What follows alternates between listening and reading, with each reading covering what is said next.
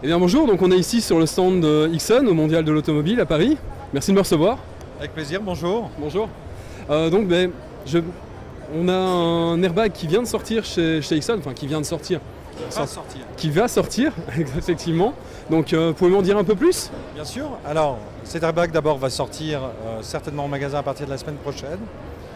C'est un airbag électronique, totalement autonome, donc on n'a pas besoin de câbles. Les airbags à câbles sont les anciennes générations.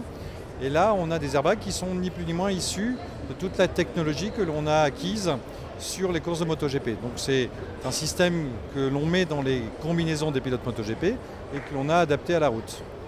Ok, donc c'est vraiment la technologie issue directement de la course et de la compétition. Absolument, on a acquis une expérience, des situations de chute, évidemment des situations de chute à grande vitesse avec des impacts extrêmement importants, mais il était quand même nécessaire de pouvoir l'adapter et de faire en sorte que ce produit-là puisse répondre à une accidentologie qui est évidemment différente des chutes que l'on peut voir sur la piste. En l'occurrence, les chocs avec une autre voiture ou avec un obstacle, ce sont un arbre, une voiture en stationnement, une rampe de sécurité. Voilà, donc c'est une accidentologie qui est évidemment différente. Donc le principe, c'est tout simplement d'avoir 3 capteurs qui vérifient votre position 1000 fois par seconde. Et au travers d'algorithmes qui permettent de calibrer les situations et repérer les situations d'accident, on va avoir ce système airbag qui va gonfler pour pouvoir être en mesure de protéger dans un temps record, puisqu'on est sur un gonflage de 55 millisecondes, ce qui permet d'avoir l'airbag totalement gonflé avant d'avoir le choc vers la voiture ou l'arbre éventuellement.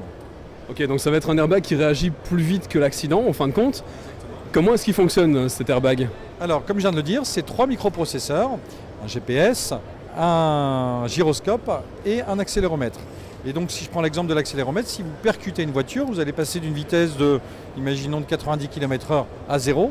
Et évidemment, le microprocesseur va repérer cet état de fait et va gonfler en 55 millisecondes, ce qui fait que vous n'aurez à peine décollé les fesses de la moto, parce que vous êtes éjecté de votre moto, à peine les fesses sont décollées que l'airbag a déjà gonflé.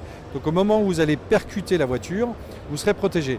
Alors c'est important d'avoir un gonflage qui soit extrêmement rapide, tout simplement parce que au plus le gonflage est rapide, au plus ça laisse le temps à l'airbag de gonfler sur des situations d'impact à plus haute vitesse. Voilà. Ok, donc cet airbag il sera portable en dessous de n'importe quelle veste? Alors c'est la particularité de ce produit, au-delà d'être électronique et donc sans câble, il se porte sous n'importe quel blouson, que ce soit un blouson textile, une veste, un blouson de cuir, même un blouson extrêmement fité. On va avoir quelque chose qui va se gonfler sous le blouson et vous apporter un maximum de sécurité.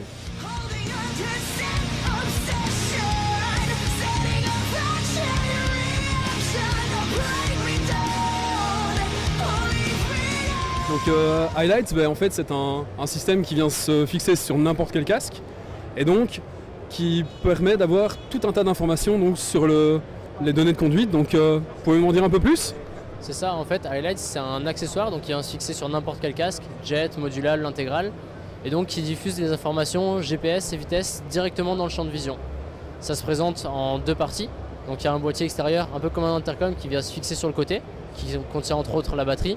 Et après, il y a une partie visuelle qui ressemble à ça et qui vient se fixer dans le casque à ce niveau-là. Et en fait, c'est un écran transparent qui transmet les informations utiles de navigation dans le champ de vision, un petit peu comme il y a sur les pilotes de chasse et maintenant dans les voitures.